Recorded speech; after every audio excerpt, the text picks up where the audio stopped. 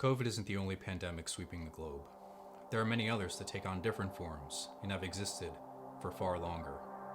We've been hearing a lot about them recently. Human trafficking, racism, wildfires, homelessness, inequality, violence, and forgive me if I left any out. But there's another I'd like to briefly shed light on. One that inhabits all of us. One that's never uttered in mainstream media. One that I'd argue is responsible for much of our current polarization and unrest. And that is ignorance. Now, to be clear, when I say ignorance, I mean it in the absolute broadest sense possible, not directed at any group specifically. So it doesn't matter who you are, I think that we could all benefit from this. No one is exempt from being ignorant, and you naturally assume that this just applies to politics, as it does, especially now as we're rapidly approaching an election. But it's also applicable to every other aspect of our thought process, ranging from religion to philosophy, wealth, status, and identity. It distorts our most basic perceptions and sends us down a path of certainty. The belief that I'm 100% right and they are 100% wrong. And we become so confident in that belief that we tend to block out any opposition. Why is this important? Many of us claim to be informed, but don't consume our information from a diverse enough range of sources. We're all guilty of it, myself included, but it's something that we can all improve on. The level of certainty and lack of skepticism that people possess in our society is really quite intriguing. It's most likely derived from living in our own unique bubbles defined by the news we choose to indulge, our education systems, circle of influences, zip code, upbringing, and resulting worldview. We usually think of certainty as our default state that has suddenly been put on pause in recent months. How many times have we heard "these uncertain times" on the radio or on TV? Too many. But if you think about it, being certain for too long at least isn't always the best thing for us. It gives us a sense of comfort and confidence, which leads us to become egocentric and preoccupied with our own lives to the point where we resist new opinions and different experiences. It's in moments of uncertainty where we grow the most, not just because we're pushed out of our comfort zone, but when we're not certain about something, we're more susceptible to take risks and therefore grow. Polarization and the tension we're experiencing far pre-existed 2020 and has been building up for decades. But it seems that Trump is analogous to a can of lighter fluid being thrown on an already well-kindled flame. This has allowed us to really see how far we've drifted from each other and has pulled back the curtain to reveal the worst of us. Now, I'm definitely not here to turn this into an Orange Man bad segment. I think plenty of the late night hosts have those for you. And I reluctantly mentioned him only to say that it's not about him. He is a symptom of a larger problem, not a cause. And I want to argue that we ourselves are more at fault for this divide than any politician will ever be. Sure, they can help unify and they have immense responsibility, but you can never truly satisfy everyone. It will take our own change of mindset to bring us back together and make the most progress. We need to learn to better react when confronted with controversy. There's only so much our leaders can do for us to mend the wounds of hatred. It's unlikely that they'll completely eradicate controversy and debate. There will always be two competing sides. So therefore, our own mindsets will ultimately determine how we deal with divisiveness. We cannot control most of what we experience, but we can control our reactions and responses. We've seemed to completely abandon civility and just finger point and name call. And honestly, it's exhausting to witness.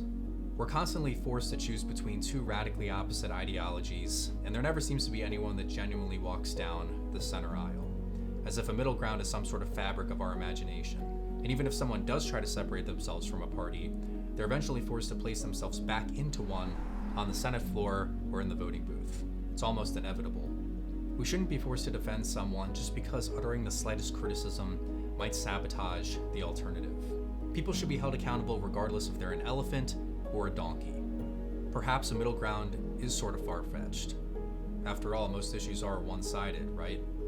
God either exists or doesn't. Climate change is real or it isn't. Extreme wealth is evil or it isn't. None of us are meant to fit inside of a box, whether that's check boxes in a voting booth or our own personalities. Seldom do we actually adhere to a demographic manufactured by society. We usually lean a certain way, but even then, it's important to recognize that everyone is still an individual.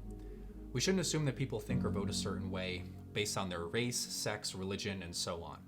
It's okay to fall somewhere in the middle and to admit that you're not sure, or better yet, that you were wrong. There are several questions I could ask you right now that reveal our complete lack of perspective that results from being ignorant. Do you really think it's right to judge someone who's claimed to experience racism and oppression and tell them that they haven't? Think about how ridiculous that is.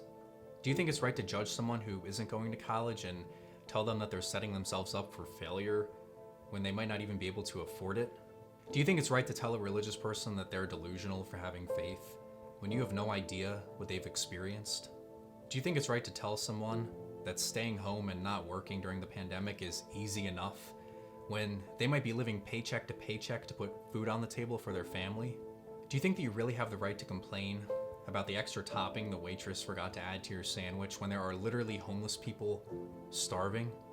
Those who can't access clean water, can't access electricity, don't have a roof over their head? You take all of these for granted when you turn on your sink, flick on your light switch, start up your car, microwave your food, and hear the pattering of rain on your roof. If someone is obese, we always assume that they just don't take their health seriously, when they could be trying harder than you could ever imagine to get their weight under control.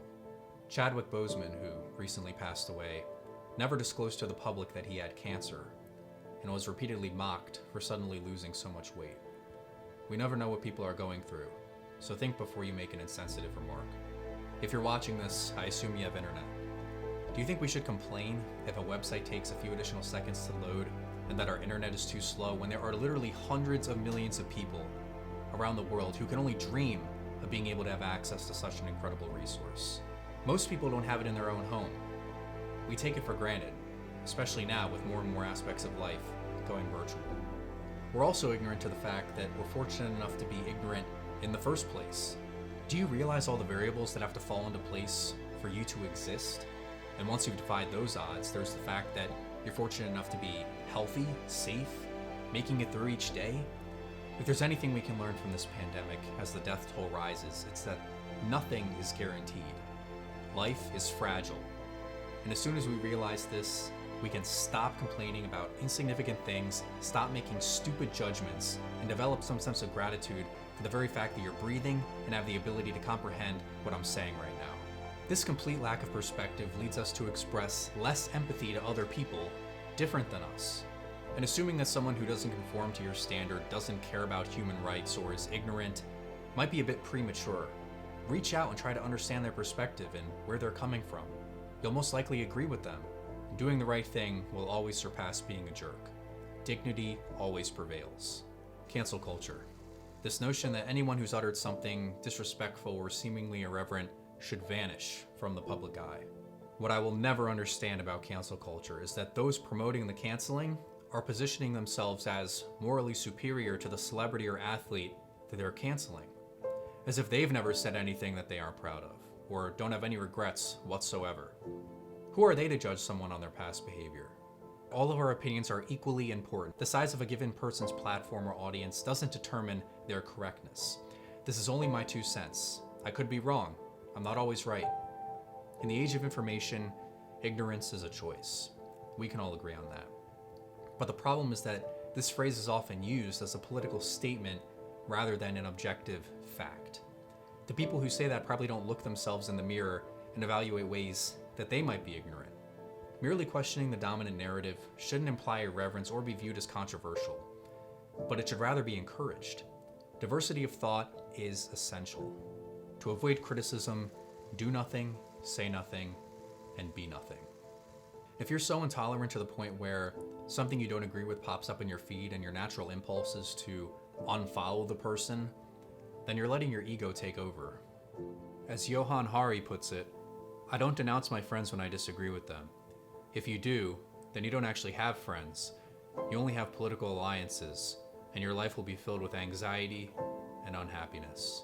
Unfortunately, many people in power are undeniably cynical and fueled by hatred. But it's important to recognize that this is not exclusive to any political party, faith, creed, sex, or race.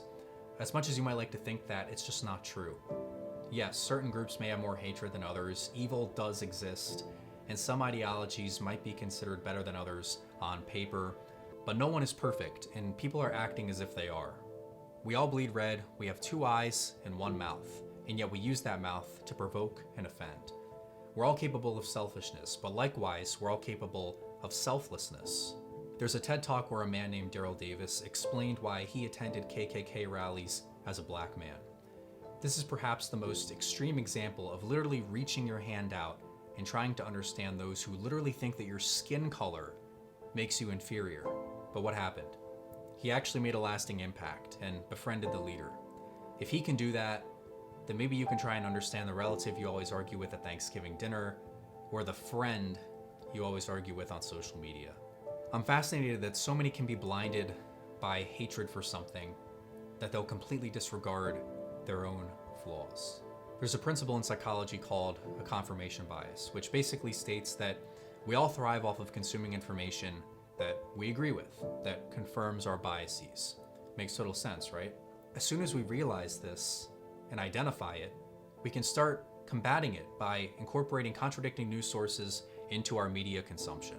This is one of the first steps in addressing ignorance. You have to incorporate television networks, books, and podcasts into your media consumption that you absolutely despise. Though it may pain you or make you cringe, it's actually healthy to challenge your own beliefs, believe it or not. A lot of journalism today is just sensationalism, it's provocative, and many headlines are meant to just push an agenda.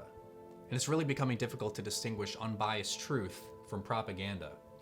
We can't let that be a deterrent, though, from seeking truth beyond where we normally would. We're all on the same team, whether we're Americans or just humans. If a virus can't unite us, then an alien invasion certainly won't either. We'd find a way to turn us against one another and make it political. One side would argue that we should welcome them, and the other side would say that we should fight them off. It's sad but true. Evaluate your certainty, combat ignorance, show respect, have gratitude, and express empathy, even to your worst enemy. It's simple in theory, but difficult to implement. There's no exclusivity when it comes to this, so we're all probably complicit to a certain degree. You don't have anything to lose by trying either, as it may end up just reinforcing or strengthening your current views. But you'll never know if you don't try. Do we really want to live in perpetual ignorance? Never exposing ourselves to that which challenges our own thoughts and beliefs, makes us reconsider, makes us become more well-rounded? We should all stand or kneel for something, and never apologize or feel guilty for having the right intentions. Only you know your values, so take frivolous accusations with a grain of salt. But given the fact that we do stand or kneel for certain things, shouldn't delegitimize what someone else stands or kneels for. If we do this, we can bridge the gap, emerge stronger than ever, set aside our differences, put humanity first, and avoid the unfortunate state of certainty.